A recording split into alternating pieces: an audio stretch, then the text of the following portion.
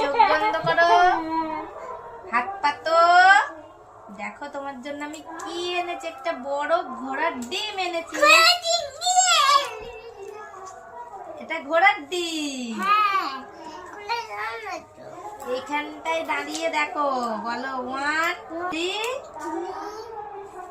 Start. এবার খুলে of করো। খুলছে খুলছে খুলে গেছে।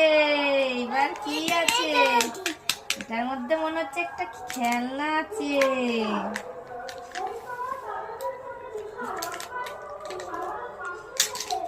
এটা খাবার।